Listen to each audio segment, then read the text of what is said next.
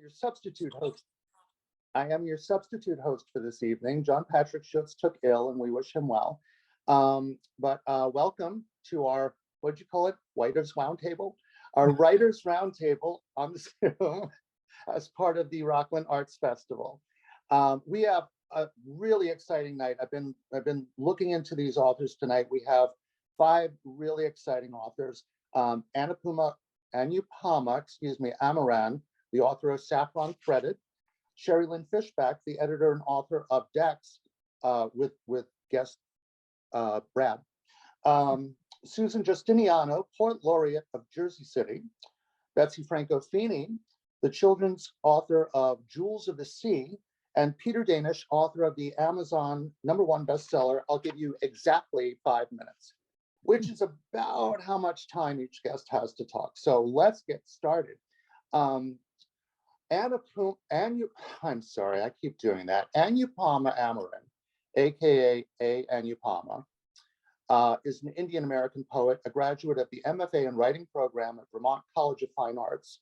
And her poetry has recently appeared in Waxwing, Tupelo Quarterly, Prairie Schooner, Cloudbank, and other publications. She teaches writing intensives at a small liberal arts college near her home in the Lower Hudson Valley of New York, where she loves to spend her free time painting watercolor meditations, as well as perfecting her biryani recipe for family and neighbors. I want to be your neighbor, Anu. Are you here? Yes, I'm here. Thank you for that introduction. Absolutely. I wanted to ask you tonight, because I was looking at your bio and you talked about poetry and revision. And I was reading, actually I was listening to you read Memory is a Deserted Street. Mm-hmm. And if you don't mind me quoting you back at you, this was really interesting. It says, I say I am only doing this because I have to. Next, I measure the syntactical arrangement of the above sentence, the universality. Next, I think of the young boy I saw on the lawn of the funeral home. Next, the sound of my heartbeat is juxtaposed with your voice while you are thinking in your mother tongue. No wonder a poem travels faster in the ground. That's beautiful. And what I find really interesting about that, as opposed to other poetry that I've heard, that I've learned about, is that you seem to be revising and then writing poetry about the revisions that you're making. Does that make sense? Yeah, it does make sense. And thank you for observing that particular poem. That one was actually not very revised. Okay. It was really very sort of one of my big themes and processes is meditation and writing out of meditative experience. So that poem is a really good example of that. You're observing the way in which language is working through your mind, the way in which observation is working, the way that you can observe your own mind, those kinds of practices. Is that what you teach your students? It depends which students. But yeah, very much. When it's kids and teens, it's a little more playful, but it's still that. I think that's a very important part of poetry, is that sort of awareness of awareness. And, that's why I think a lot of students or people who've been traumatized by poetry complain about it, because teachers have been trying to get them to do that. I don't do that. I'm not about torture. I enjoy the phrase traumatized by poetry. I was traumatized by sociology, but that's a different story for another day. What can you tell us about Saffron Threaded, your chapbook, which I had to look up? I think that's fascinating. Yes. Well, let's see if I can make it show up with the Zoom background and everything. Yeah. No, there it is. It's a little chapbook. It was part of the 2021 Dancing Girl Press chapbook series. So it's a competition that's run every year. It's a small feminist publisher based in Chicago. And you can only get the chapbook from the press. You can't get it anywhere else. It's not on Amazon or anything. Or you could email me and I can get you a copy. Was So that a conscious decision? sort of.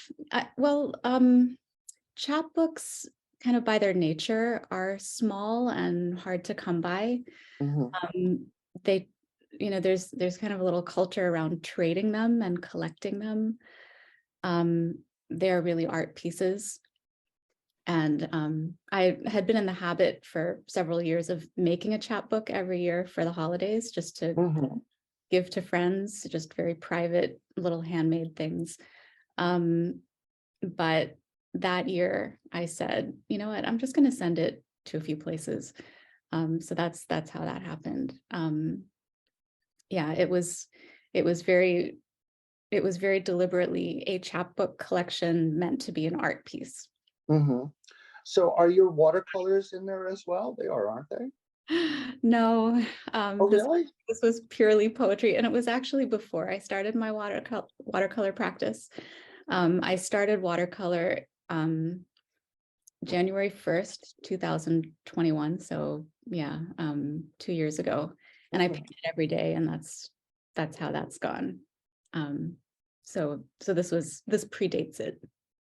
Was watercolor from the pandemic? Was that kind of like, I've done enough sourdough starters, now I need something different? Yeah, sort of. I think also, with the pandemic and teaching, and I found it was very difficult. People were writing trauma, Black Lives Mm, Matter. I was supporting a lot of a lot of students who are having a hard time. yeah.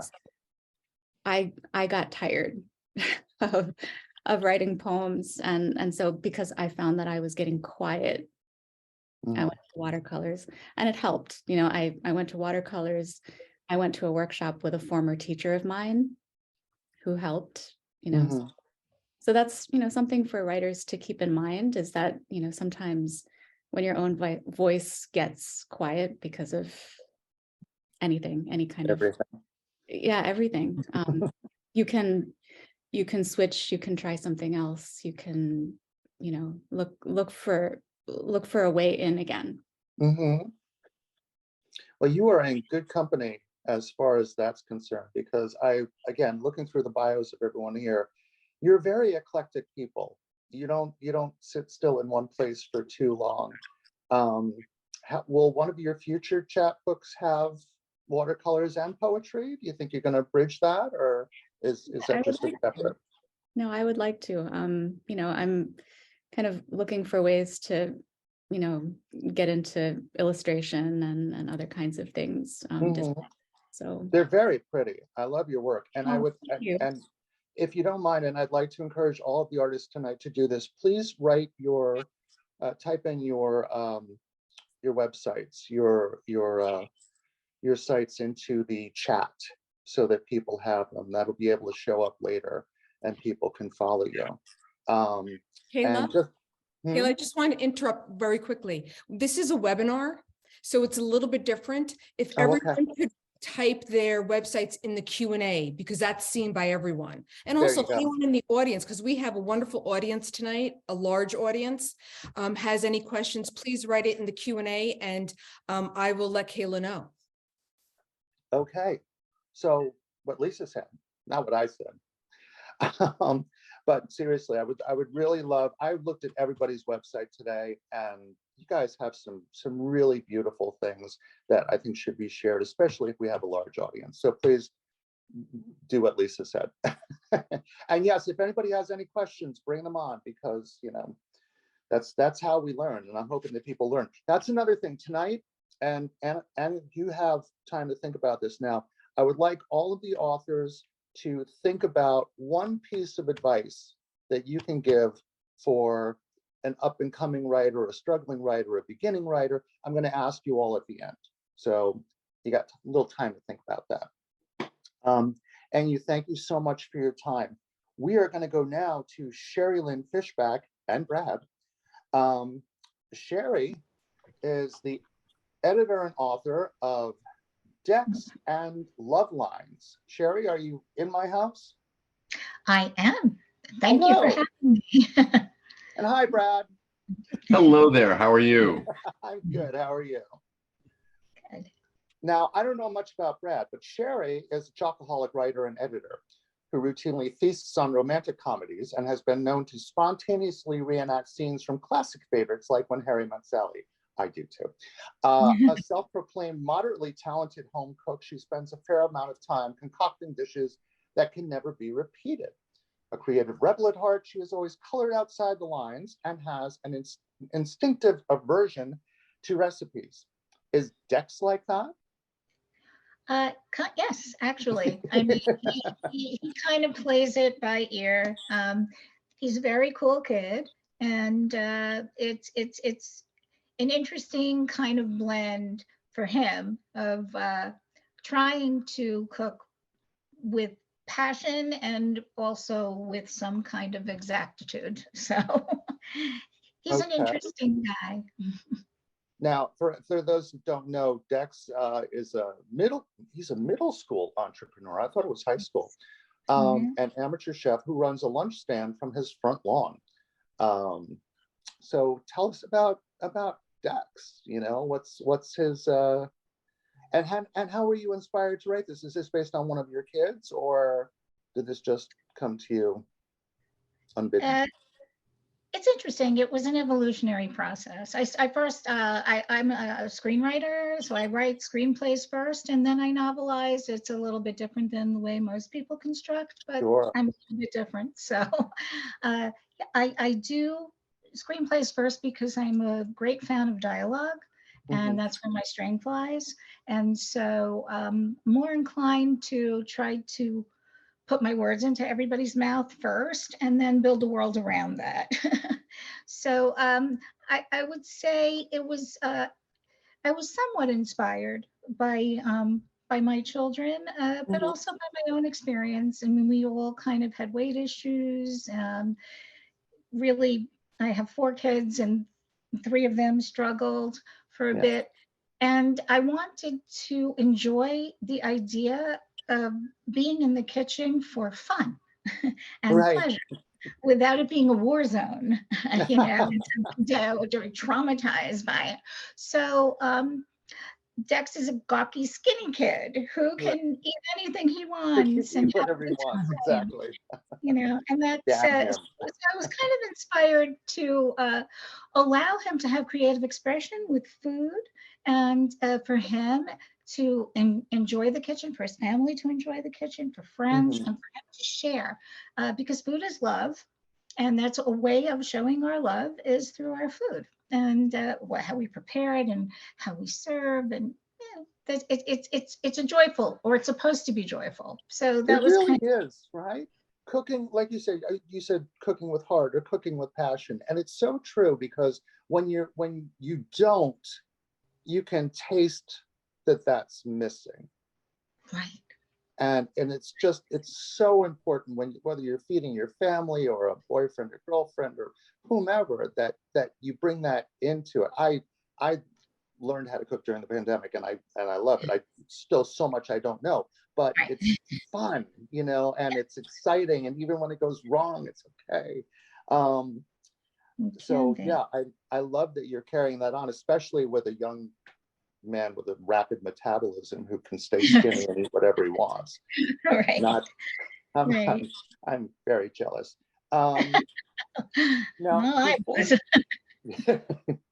before this, you wrote Love Lines, right? Love Lines. Well, Love Lines actually, in terms of screenplay, that was the first screenplay I wrote. That was a screenplay. Yeah, they're all. I mean, I have several screenplays. I have a few that are Hallmark type screenplays that are sitting with producers and hopefully possibly studios right now. We'll see. But Love Lines was actually my first screenplay, but Dex was my first. Well, I finished Love Lines first, but Dex was published first, and it's 2 different publishers. Dex was published, it's Wonder Mill Books, Persnickety Press. Love Lines is published by fabulous group. It's Red Adept Publishing, Lynn, who is the most amazing woman, and it's a fabulous publishing group with amazing talent and fabulous authors, and I'm so grateful to be among them. Love Lines. Love Lines was a story I wrote for myself. I went through a difficult divorce, and I just wanted to write something that I would want to watch all the time to make me happy.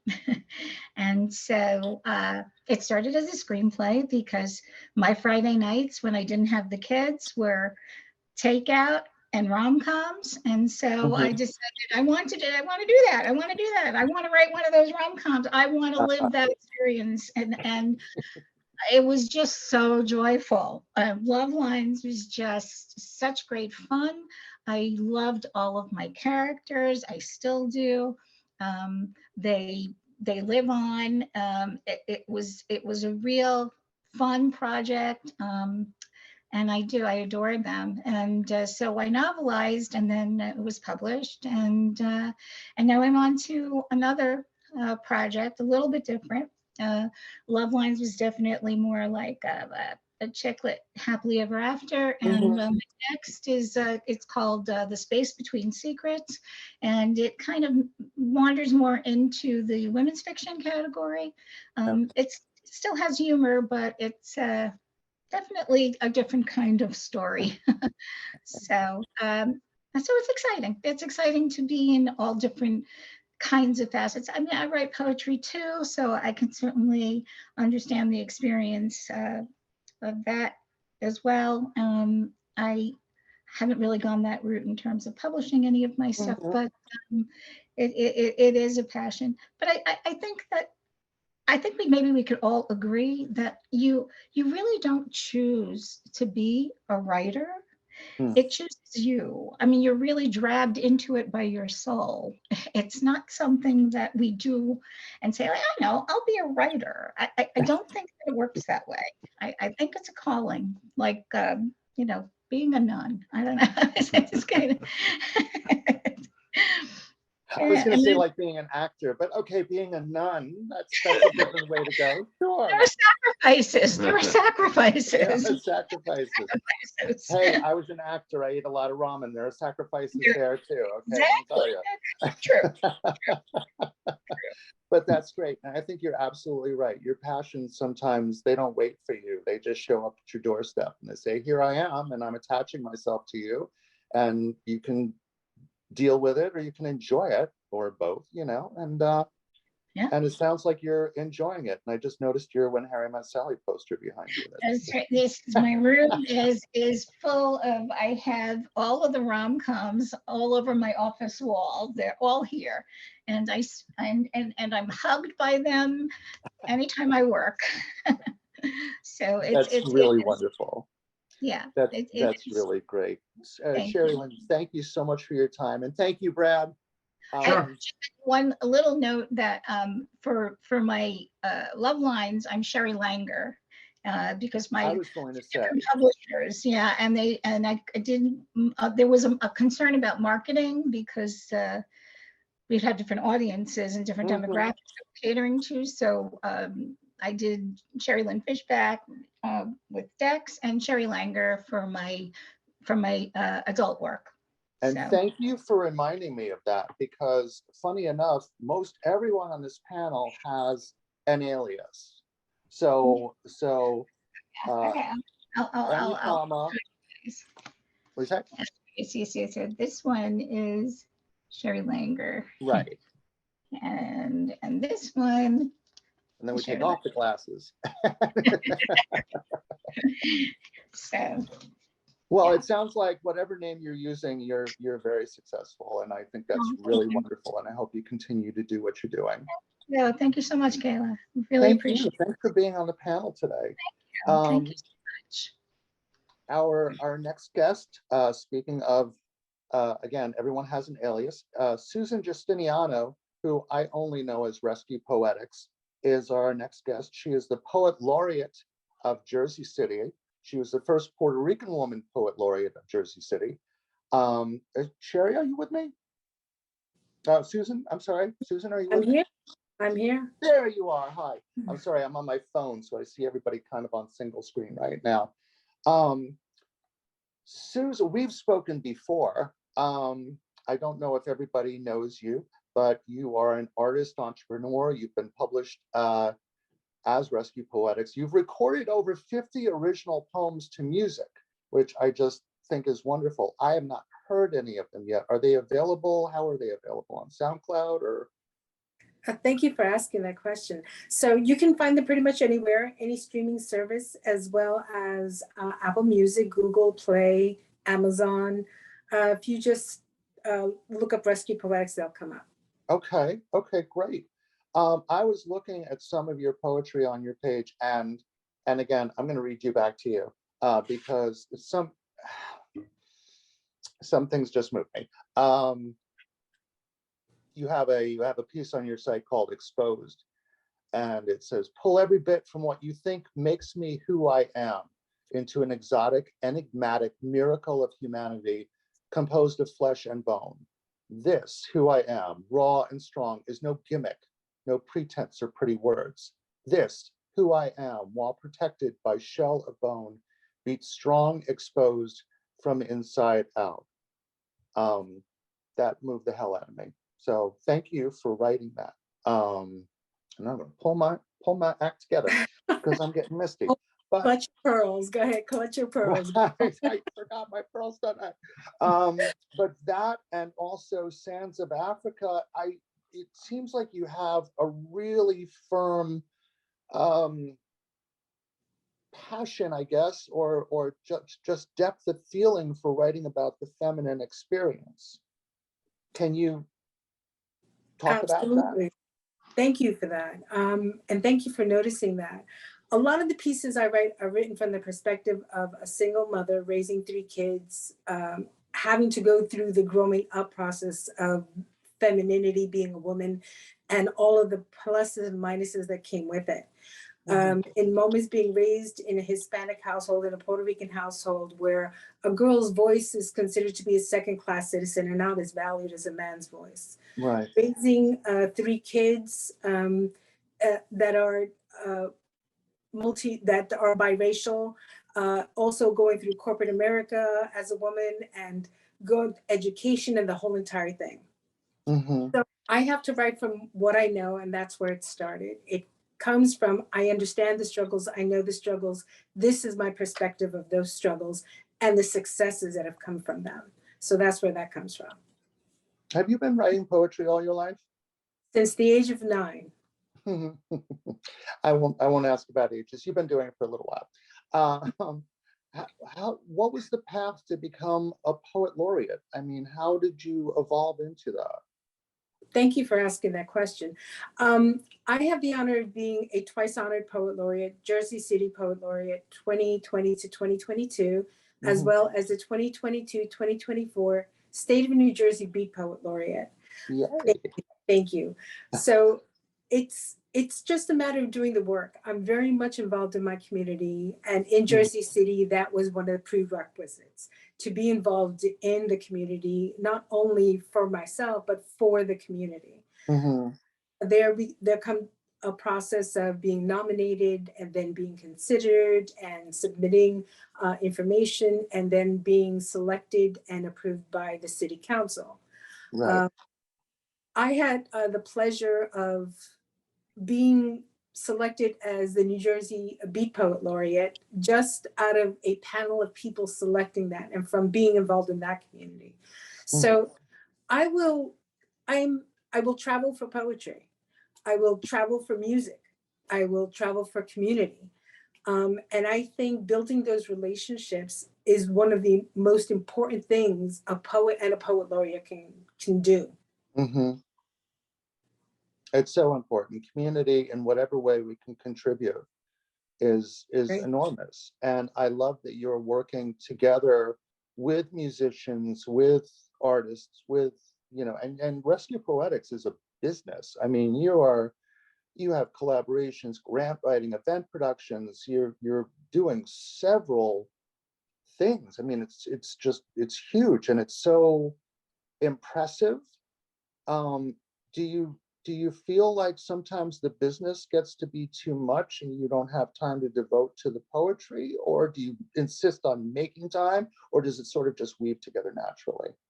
It weaves together naturally because I have mental wanderlust. I have to constantly challenge myself.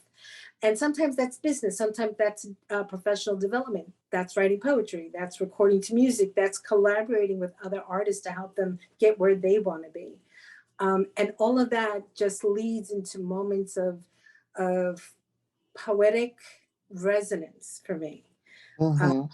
And through my poetry, I've connected with other poets and writers and other things in other ways, and it's all part of the same thing. I can't do one without the other. Right, right. I feel like you're somebody that I have a friend who grabs on very heavily to the 5-year plan, has a real 5-year plan in place. What is your 5-year plan from here? So my 5-year plan is I have a demo now to be a voiceover actor, to voice video games and commercials. And I want to hear my voice in a museum doing one of those astrological talks as you're walking through. That's my dream right now. So that's something I could do from anywhere at any time. And my goal is to be remote and traveling the world, doing what I love and continuing to connect with people. So by doing that, my 5-year plan is to be uprooted from where I am and to set roots in different places, plant seeds, and just keep going. Well, that was my other question. Are you going to remain the Jersey City Poet Laureate? I guess not. You've got wanderlust. You want to explore. Yeah, thank you. Yes, that's true. I do have wanderlust, and it's going to take me in different directions, and it already does. Of course. So the current Poet Laureate is Ann Wallace, and she was just voted in or approved to be Poet Laureate for 2023-2024. So she's in that position now. Okay. All right. Well, that's just so impressive. I'm really just, and I appreciate your wanderlust resonates with me. Your eclectic, I call it squirrel, because we're always like looking at this, looking at that, looking at this. You know, it's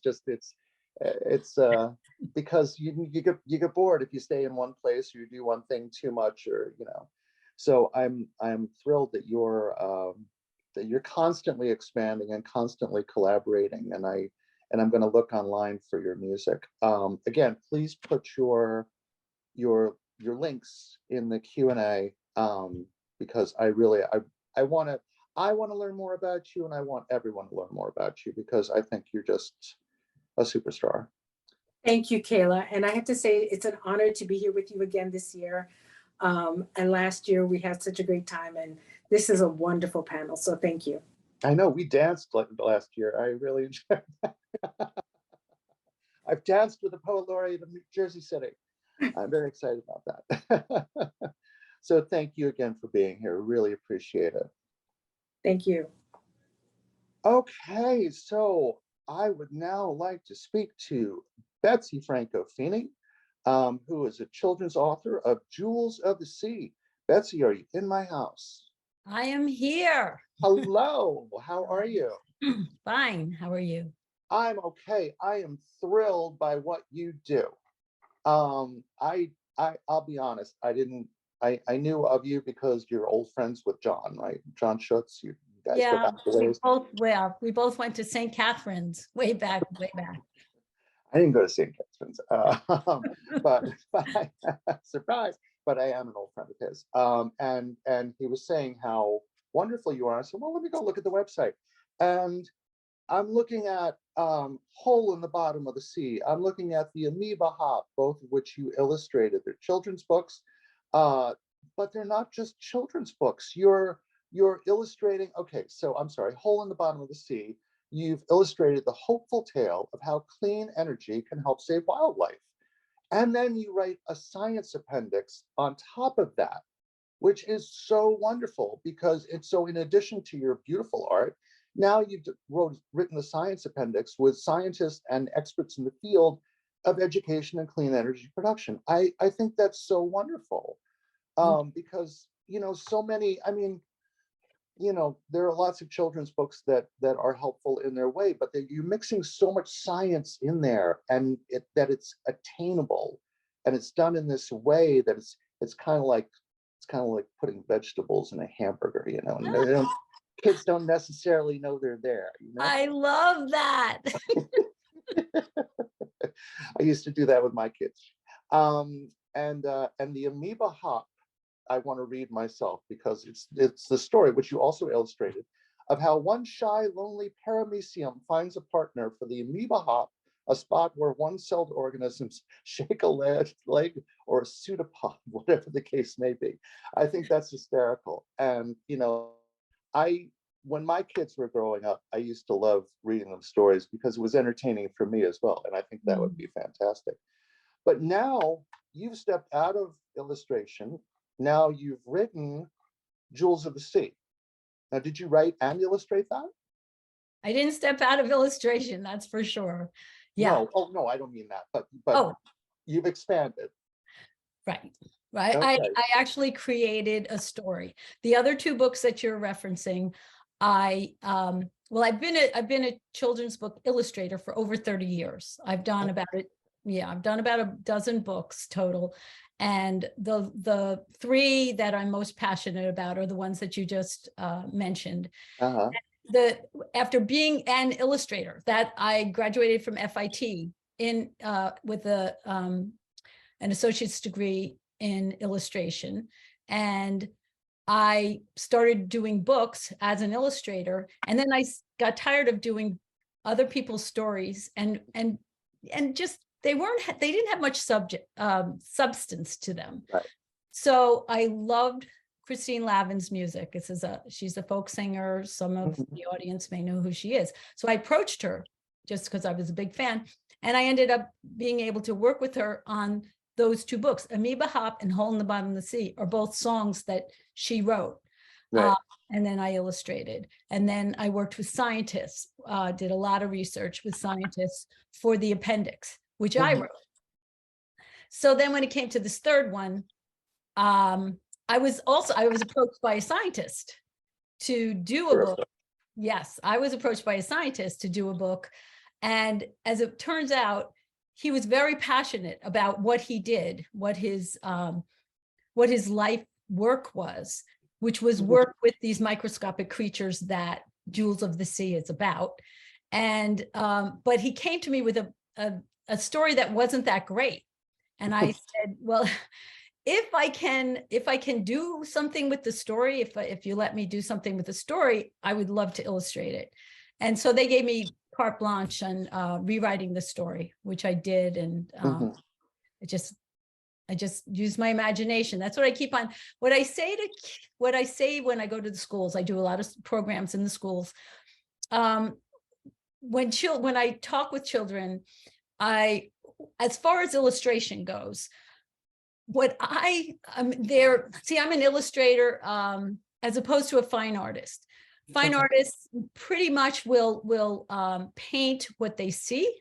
For me, I do that, but I'm much more interested in using my imagination to create things that aren't actually really there. And so but I also stress with the children, if you're going to do something that's imaginative, I was trained at FIT in the traditional arts, painting, drawing. I think that is, I think that's a very big advantage for me. Sure. Over those who are graduating just in the graphic arts and learning how to do things strictly with the computer. No diss on the computer. I use a computer actually for all three of these books. I have used the computer. Right. You know, they're not totally done computer art, but the background is important. The traditional art background is important. So I think that about covers, you know, what I'm about now, which is I want to teach kids in a very creative way about how to take care of our environment and Mhm. precious creatures. And by learning about them in a fun way, Right. I think I'm doing that. And that's my mantra is, I want to grow scientists, plant the seeds. I'm planting seeds. Someone else was talking Mhm. about seeds there, one of the other writers. Mhm. Plant seeds with my children's books to hopefully someday sprout some scientists, Yes. for them to grow up to be scientists and to help themselves and the future generations, because we're kind of leaving them a mess, Yeah. unfortunately. And I try not to get too down about that. But this is my way as an artist to try and help. Well, exactly. It's easy to get down about it. It's easy to get down about certain aspects of the community. So folks like Rescue, like Suzanne Justiniano, they're throwing back to the community. You're feeling badly about the state of the planet, we're going to leave. So you're growing scientists. I think that's wonderful. I really, it's such, I keep thinking the Lorax, you know, because that was one of my favorite stories growing up. And Mhm. you know, I'm not a scientist, I'm not an environmentalist, but I do my part, which maybe I wouldn't have done if not for that influence. You know, it's so important. And I love that this scientist came to you and you wove this tale. It's for those that don't know, it's Amy and Bart are two kids who go on a treasure hunt with their grandfather. And then the second half of the book is packed with science about, now tell me what these are, diatoms? Diatoms. Diatoms. Diatoms. And my second goal is for the world to know about diatoms. They are just the most important organisms on the planet. In a nutshell, they produce 25% of the oxygen that we breathe. Wow. Throughout the world. Yeah. They're just amazing microscopic creatures. And the scientist, what he did, he in his research, he created with diatoms, he created a wound healing patch, like large bandages that are still used in operating rooms and on the battlefield so they're very, very good blood coagulators. Uh-huh. And so that was his one of his inventions. He co-founded a company that created that. And he wanted, so this was very much later in life. He was 96 when they came to me. And he had just taken care of his ailing wife for 3 years. And when she passed away, he needed something else to do, you know, and what he was encouraged to do was to spread the joy of diatoms with the world. And they're such beautiful, stunning, this is a diatom. It looks like a gold coin. Mm-hmm. That is why scientists actually nickname diatoms jewels of the sea. They're plant-like creatures that carry on photosynthesis, and that's where you get the, of course, the oxygen from. That's where we get oxygen from. And did I read something that they're part of the pyramids? They're in the pyramids? Yes. Okay, but not actual diatoms, dead diatoms. Okay. Become something that probably a lot of the audience or some of the audience know, which is called diatomaceous earth. A lot of gardeners will know that. They are, and they've examined what pyramids are made out of.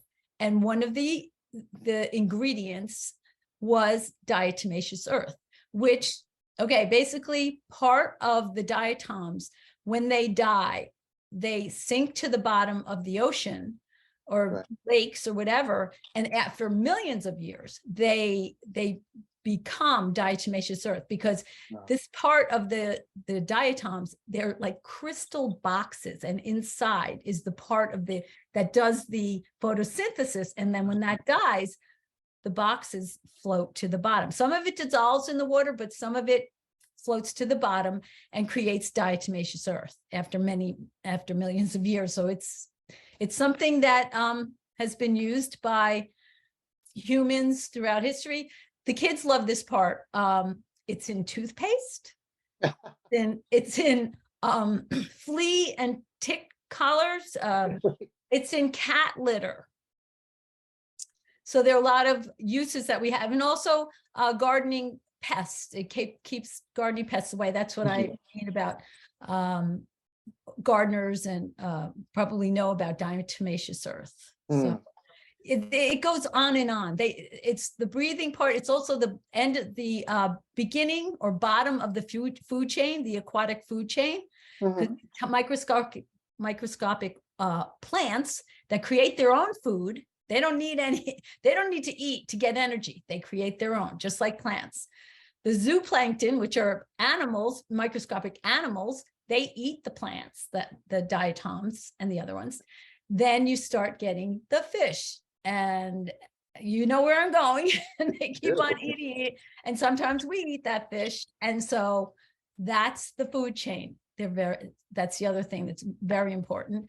And they also help combat global warming and all the pollution. They take the carbon out of the air to do the photosynthesis. So scientists use them, and all this information is in the back of the book. And I am very, as you can hear, I'm very passionate about what I do. I hadn't noticed.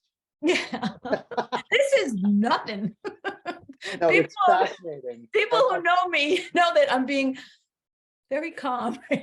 This is me laid back right This now. is me laid back. Exactly.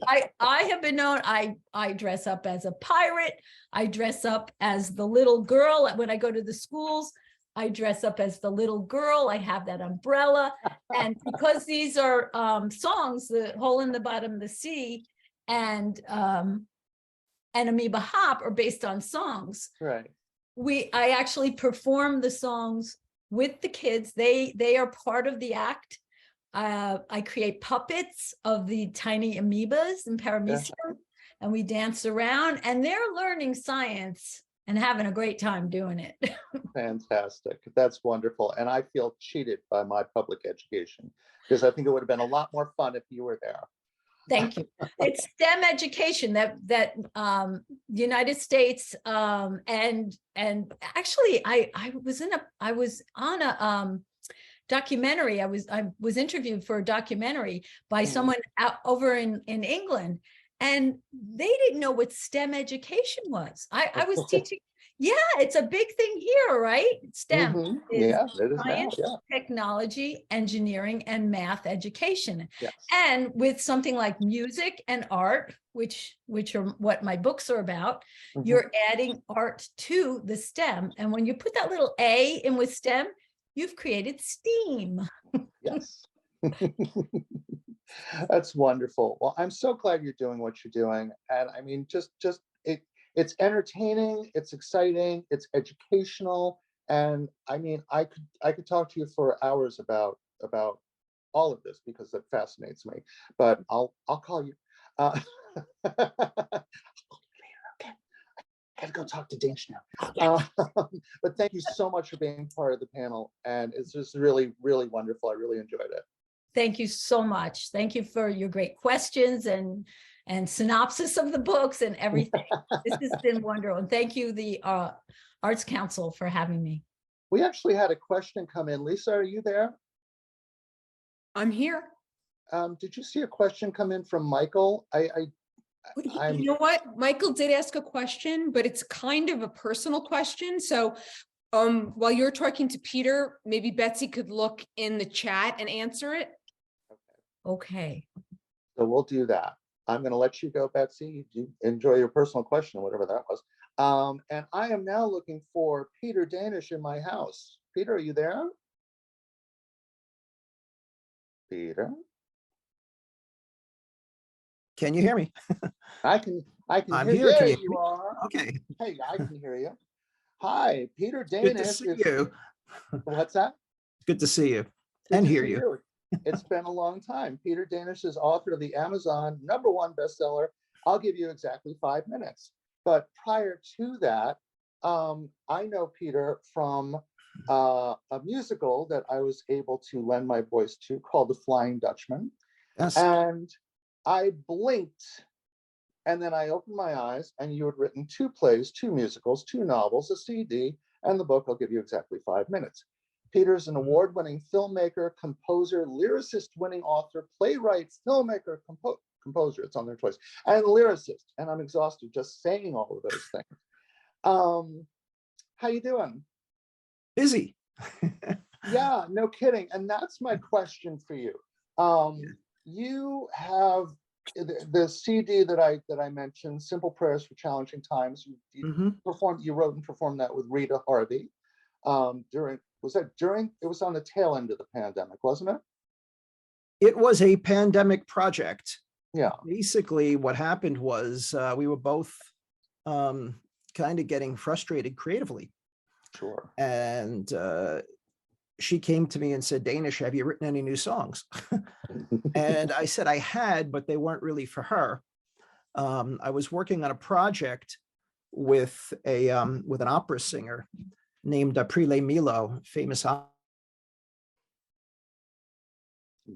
singer from the Metropolitan Opera. And then it dawned on me that Rita is a trained opera singer.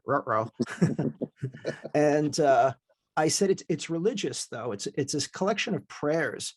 I don't know if you'd be interested.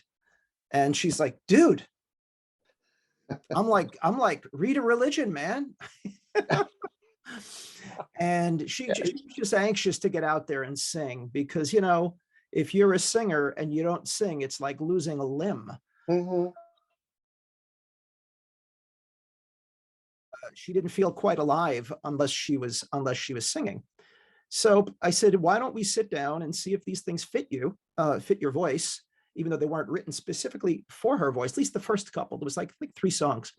And she sang them beautifully. If any of you know Rita Harvey, she's marvelous singer. And I was obviously super thrilled and honored that she would do it. She and I had worked together once before on the project that Kay was talking about. Over 10 years ago now, The Flying Dutchman. Yeah. And so it was a natural, and she's very easy to work with, and she brings, you know, enormous talent to the project. And I was, as I say, very lucky just to have her. And we sat down, and basically what we did was we were trying to come up with an idea because we were so depressed. We had both lost some friends. Kay, I know you and I share a friend, Maria. Yeah. Who passed very early in COVID. And I wrote a song that I dedicated to her. Oh. And excuse me? I said, oh. Oh, sorry, you broke up there for a second. I know you're lagging a little too. I'm sorry. It's okay, go ahead. Long story short, Rita said, why don't we try and come up with a collection of prayers and write original music to them. And that was essentially what we did. We found sacred texts from a multitude of religions. And I wrote original music to the prayers. We have some news on that, which I don't want to say out loud and jinx, but out of the clear blue sky, we got approached by a major record label, which we totally didn't expect. And yeah, at my age, I didn't expect to be doing records, you know. I like playing with my little band on weekends, you know, just for my own, you know, personal mental health. But it was pretty cool. And now I'll tell you, ironically, and I don't know if this kind of relates to everything everyone was saying before, the record label called, and I was floored that they were interested. And the hilarious part of it was they said, here's the problem. We listened to the songs and they're a little bit too eclectic. We'd like you to really kind of narrow your focus thematically a bit more. So, and I said, guys, the whole point of the thing was to be as eclectic as possible. And now you're telling us it's too eclectic. What did you like about it? I hope they're not watching this. So now we're sitting around today in Starbucks trying to figure out how do we make this more without really losing the nice diversity aspect of it, which was the whole beauty of it. How do we make it more sonically thematic? And that's basically what we're working on now. And it's been that kind of dovetails into my book. I'll give you exactly 5 minutes because when I first wrote, I'll give you exactly 5 minutes, I didn't think I had a book. I had a mentor at NBC. My previous life was in marketing at NBC and Telemundo. And my mentor in the television industry said to me, when are you going to write a book about your speech coaching technique? And I said, I don't have a speech coaching technique. And he said, sure you do. You've coached 500 speeches here. And I said, yeah, but I don't have a technique. I do everybody individually. I don't use anyone the same way. There is no technique. And he said to me, I bet if you sit down this weekend, look at 10 speeches that you thought were the best ones anyone ever gave that you wrote. I bet you'll find commonalities in all of them. And he was the smartest guy I ever knew. So God rest his soul. His name was Steve Levin. He was my president of Telemundo. And sure enough, sitting on the floor, reading speech after speech, I started with the yellow highlighter, and he was right. That the best ones absolutely had certain commonalities. And it was so simple. It was one of those, it was almost like what Donald Trump says, and it's so simple. I didn't really have a technique. What I had was a basic framework rather than a technique. And the idea of the framework is you could apply it to any speech, any presentation at all. You just needed to hit these few points. And I saw at the time, I saw two beautiful interviews, completely unrelated, with two of my favorite writers, Salman Rushdie and E.L. Doctorow. Two completely divergent styles, but I love both. And they both said that they work very, very loosely they don't write their stories in advance. They don't know how it's going to end. They both said they have a framework of a couple of what they called flags that they want to get to. And when they get to the one flag, they then look for the next flag. And Rushdie made this great comment. He said, it's like driving in the dark. I only see as far as my headlights illuminate. But so long as I could always see that 100 yards, I know I'm okay. So I spoke to my shrink about fears of speaking, because I was the worst public speaker of all time. I hated being in front of people. I didn't like people looking at me. I was self-conscious. I perspired. I was a wreck. And I asked him, what is it in your experience that most people hate about public speaking? I mean, obviously there's a million jokes about it and stuff. And he said, the biggest problem is that most people get lost. They think they know something until they get in front of an audience and their mind goes blank. The minute they're in front of people, they know the stuff cold, but the minute they get in front of people, they go blank. And I said, and why is that? He said, it's simpler than you think. He said, because everything you've learned is on one side of your brain. And when you get in front of people, you're nervous and you go into fight or flight and all the blood goes to the other side of the brain. Wow. That's about as simple as it gets, right? So he said, fear, but this is interesting to me because the fear is fear of fear. Okay. All right. In a sense. if I'm making sense there.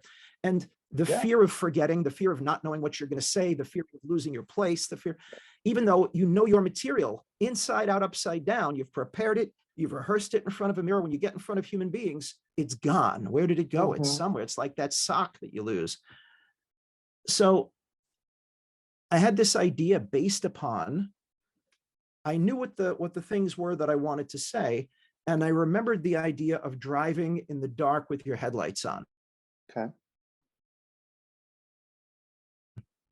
So long as you could get to the next flag, you know what the flag is after that. You don't have to remember the whole thing. You Yes. just have to remember how to get to the next flag. And when you're there, you remember the next flag. And when you're there, you remember the next flag. It's that simple. So the elements that I found in my speeches, as I say, very broad stroke, were overview or organization,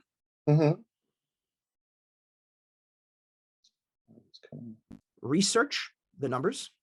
Then what comes after that is the solution. Then opportunity, which was supposed to be benefits of it, but B didn't fit in the acronym. So benefits became the opportunity, and N is next steps. So it was ORSON, Orson. Right. And I copyrighted the Orson system. And basically the idea being that when you're giving the overview, you know the overview. When you finish with it, what's next? Orson, the solution. Here's how we get there. Let me explain to you, blah, blah, blah, blah. When you finish with the solution, now, excuse me, for research, you throw the numbers out at them. When you finish with the research, Then the solution. yeah, and then the solution. And basically, you never need to remember the whole thing. Right. Yeah, you're not memorizing. You just the whole need to remember show. the next flagpole. You're just getting to the next number. Exactly. You're just getting to the next one. And yeah, and it caught on like wildfire. Sure. It without any help from the publisher. You guys know about that feeling? Without any help from the publisher, it went to #1 on Amazon for 2 weeks right out of the gate. And I will tell you how it happened. And this is something for the guys out there who may be first-time writers. Here's a little, I'll call it a technique. It's kind of a trick. I went to John Wiley and Sons, big publisher, because there's a fella in town here in Nyack who is a client of mine who shall remain nameless because he may not want people to know that he doesn't write his own material. And he said to me, I want to take your stuff and bring it to John Wiley. He publishes my stuff. And I went to Wiley and Sons with my 130-page book. And they loved it. They wanted to publish it. I was like, hooray. And they said, here's the problem. In order to make a profit on this book, it's got to be longer. 130 pages is not going to cut it. We need a minimum of 175 minimum. I said, okay, well, I put everything I know into the 130 pages though. And they said, yeah, well, we want to put some graphs and some anecdotes and some funny stories. And I said, so basically, you want me to put fat into a book that's about cutting out the fat. You see the logic here? And I said, guys, I can't do that. And they said, think on it. And I thought on it and said, that kind of defeats the whole purpose. So luckily I found another publisher who agreed with me. Thank the Lord. Really? And the only caveat I had was I wrote the book largely because once I started following my own system, goodbye nerves. I speak in public five times a month. I'm a keynote speaker. I speak everywhere. I don't have any fears anymore because I know my material, and I'm confident because I know my system, that no matter what I do, I'm never going to get lost. It's crazy. It's crazy how freeing it was. So I've taught it at schools. I've taught it at universities. I've taught it for sales departments and stuff like that. and we're working on volume 2 right now. Details at 11. But the thing about it was I felt like for people that have to speak, that hate speaking, there are 66,000 titles on Amazon about public Right. speaking at last count. That means 66,000 people, A, think they're expert enough to write a book, B, took the trouble to write the book, C, got it published. Right. Okay, 66,000 feel this. And I said to myself, I've read probably 50 of these books, and I can say conclusively, not one ever helped me. I was still a wreck when I had to speak. I was still a wreck from all of these books. But I felt so freed up by this that I felt like this is something I can't keep to myself. I got to share this with people. So one of the things I did then, this is the marketing guy in me. Publisher hated this idea, by the way. I said, I want to give a third of the profits, the proceeds from the book, to charity. And they were like, charity? We're not a charity. And I said, yeah, but I put a marketing spin on it for them. Said, I want to give a third of the 10%, 10%, and 10% to St. Jude's Hospital, Covenant House, and Homes for Heroes, who builds homes for homeless vets. Right, sure. And I dared them to say no. I dared them. And they said, fine, it comes out of your end. Okay. Which I didn't love, but I believed in it. Okay. So what I did do was I asked the various charities, would you guys mind at least making a mention in your newsletter or send an email out saying that, take a look at Peter Danish's book, a portion of the proceeds will come to benefit our charity. Right. It was a godsend. Absolutely. Hundreds and hundreds of people sent me emails that they heard about it from St. Jude's, they heard about it from Homes for Heroes, they heard about it from Covenant House, and it was such a win-win. It was really remarkable. Yeah. And we raised a pot full of money for all of these charities. It made me feel wonderful that, I mean, this was the epitome of a great idea that literally helped everybody out. Everybody concerned was helped out. Right. Now I'll tell you the funny part is, go ahead. No, go ahead. Go ahead. The publisher didn't want to do that for volume 2. Why? I mean, it worked. Yeah, they're unhappy with the idea. They said, you caught fire in a bottle, you're lightning in a bottle, it's never going to work again. So we parted company. Okay. So we've got a different publisher for volume 2. Keep you posted on that, because I was so disappointed. I said to them, guys, without any help from you, I said, we got to #1 on Amazon by virtue of the charities, not because of any genius on my part or because of any, they didn't put a nickel. Well, I would beg to differ on that a little bit. I mean, you took thought one ad, outside the box. I think in Publishers Weekly, that was it. And that's certainly, yeah. But I think also it's one of those things that to the extent possible, I almost thought about writing a book about that, about figuring out ways you can support charitable organizations through the arts, through these kind of symbiotic relationships with artists. Right.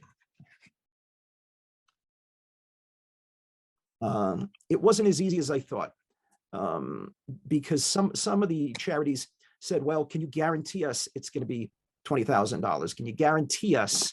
And I said, no, there's no guarantees. If it sells 1 million copies, you make a lot of money. If it sells 5 copies, you don't. But you have no loss. There's no loss. There's no risk on your part. But for their purposes, some of them were not as thrilled. The 3 who I wanted to go with, luckily, agreed to it. And they're on board for the next one as well. So we're hoping that we'll have that out later in the year. keep you posted. Fantastic. Peter, we have to wrap up, but I do want to, I feel like your piece of advice is think outside the box, because you did. And that really, out of 66,000 other titles on the subject, you're number one. And that doesn't come just by the writing, that comes by how you went about doing it. I think that's really fantastic. Lisa, can we bring the other writers into just all together here, or can we open up their mics? Or Yeah, they just have to unmute themselves. Okay. And join in, yeah. Yeah, we've reached the tail end of the evening. I really want to thank everybody. You guys, all of this was such fantastic conversation, and I love how eclectic everybody is. We didn't talk about one thing. We talked about so many different aspects of community and humanity and just everything. I love these things. I could do them every week. If you're free next week, meet me. We'll have brunch. It'll be great. But I do want to get just that last little bit. If you have any pieces of advice, and I don't know, somebody over here might be writing them down, for an author or a wannabe author, or somebody that has things maybe half done and still doesn't have them published because her life is really crazy right now. What kind of advice would you give to them? We can start from the beginning again with Anu, if she's still around. Did you have anything for me? Yeah, sure. I guess my piece of advice would just be to have faith in creative energy itself. It takes patience, it takes discipline, but just having faith that you're going to get the right thing at the right time. And then it's up to you to grab it and to do it. Absolutely. That's wonderful. Thank you so much. Sheri Lynn, what do you It's think? just Sheri. It's just Sheri. Sheri, sorry. No, that's fine. That's fine. You're Sheri Lynn on Facebook. That's how I know you. Yeah, no, that's okay. I just do that so that I can stand out a little bit. Love your editor, because really writing is rewriting. There is nothing comes out the first time the way it's supposed to come out in the end. So you just really need to have faith in the process, and turn yourself over a little bit to it. Don't be a word diva. It's really an effort. It's to get something out that's worthy of everybody's time. And I think that you really just have to be open to that, to objective opinions, objective views. It's very, very hard to write something and have that kind of objectivity, where you can be so assured that your timeline works and your point of view works. You really need that extra help and those extra eyes, and it's a good thing to really have faith in those who are looking to help your work along. And also, don't do this unless it's something that you must do. It really is not for sissies. Writing is not for sissies. You really have to want it. My favorite part of all that was don't be a word diva. That's going on my wall. Thank you. Thank you so much, Sheri, and thank you, Brad, for hanging out with us tonight. Yeah. Thanks. Susan, Rescue, what do you think? I have to say that it's hearing everyone's input and their bits of advice and living wisdom is just incredible. And I have to say, for me, rely on your strength and outsource the rest is one of the things. We can all do 1,000 things. Are we all good at 1,000 things? Likely not. So I'm going to do what I'm good at, and then I'm going to hire my friends to do the rest of it. And then the other thing is, in order to be successful, you have to prepare for success. And whatever success looks like for you, you prepare for it before you're there, so that you know how to handle it when you are there. And then I have to say that the last piece of advice that I would have is, through fear, do it anyway. Build the relationships because those will last longer than the accolades. That's so good. I like that. I like that a lot. And you're right. Thank you so much. Betsy, what's your advice for up and coming writers? Well, like I said before, I come from the illustration, from the visual art. So that over the years, I never thought I could write. So for people really just starting out who want to write, and maybe some of you out there want to do children's books, for me, it was starting a journal, actually. And just that writing, it was actually something I went out on tour with my daughter. She was a child actor. And in order to let everyone know what we were going through, like doing the wash in the bathtub in the hotel, things like that. So just the fact I never wrote before. And so just doing that discipline of writing, I never knew I could write. So that was very interesting. Now, if you want to do a book and if it's a children's book, I get this all the time. And if you want to submit a book, do not find an illustrator and pair yourself with an illustrator. Your writing has to stand on its own. That's if you want to publish with traditional publishers. I've done talks about this, that traditional publishing versus independent publishing. So that's very important to know. If you're going to publish it yourself or go for independent publishing, then it doesn't really matter. But either way, you need a professional editor. That's very important. So that's basically my and just write what you love and illustrate what you love. So the editor, I was told once, you cannot edit yourself, and it's very, very true. You just can't get that separation, because we're word divas, and and we think our words are so profound. Oh, that's great. Thank you so much. Peter, Mr. Danish, you have one more bit of advice for me, a little fortune cookie? Couple of quick teeny weeny bits, because we spoke quite a bit on the creative end and Betsy just spoke more on the professional end. That same interview I mentioned before about Il Doctora, he had a hilarious line. He said after he got done with each chapter, he'd go back and correct his typos and correct his grammar and his editor said, "Hey, editors are a dime a dozen." He said, "I pay you for your creativity. I don't pay you to dot I's and cross T's." So he said, "Get it down. I don't want you to stop writing. Get it down. I don't want you to stop and go back and see if the syntax is good. Get it down." So I always find that was helpful to me. Two other things that are very, very business related. One, virtually every major publisher, if you're looking for a major publisher now, one of the first things they'll ask you is, how big is your platform? And you're like, my platform? What does that have to do? I wrote this fabulous book. It's unbelievable. And they're like, how many followers do you have? And I'm like, I don't have any followers. Well, guess what? Get followers. Hate to say it, when all things are equal and one person has 50,000 people following them, they're going to get the deal if all things are equal. It's just something you got in this day and age.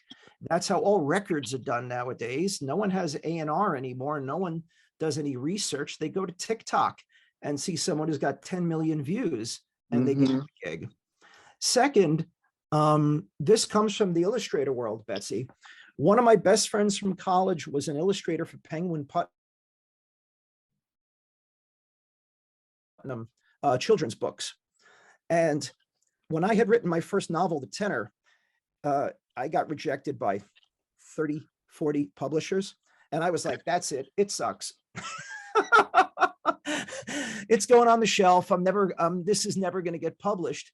And then about 3-4 years later, I was having lunch with my friend Heather, And she says, have you started your second round of submissions?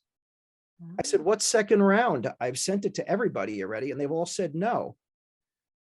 And she said two things. One, the people who rejected your book are probably not working there anymore. All right. It changes over so quickly at publishers, and the first person to read your book is probably a low-level person. And they've probably moved on, or they've gone to another company, or they've moved up in the food chain. Second, tastes change. What's hot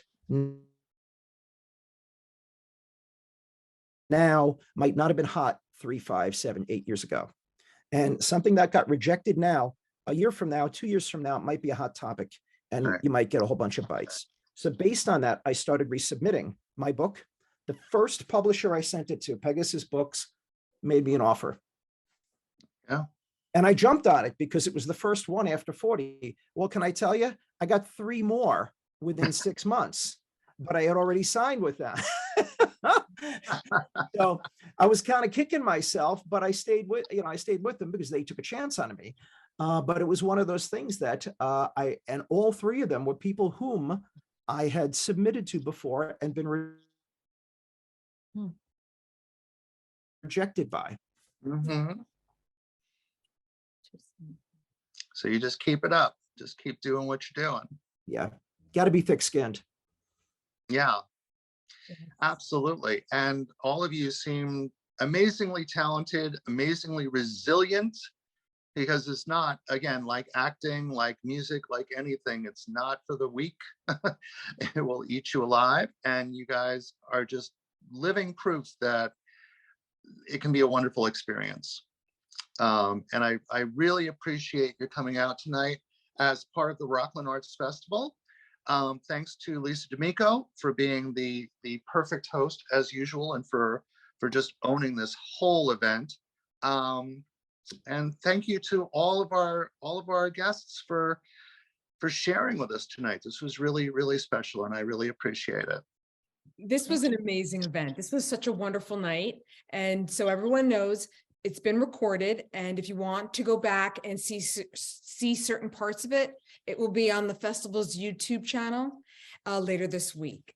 And tomorrow night, just if you're free, join us. We have a wonderful event with 2 independent filmmakers, Brooklyn Demi and Joe Allen. Same time, 7 o'clock. Just go to rocklandartsfestival.org and you can get yourself some free tickets like you did this evening. Thank you so much, Kayla. Thank you so much to the amazing writers. We couldn't have done it without you. It's been wonderful. Thank you. Thank you. Soon.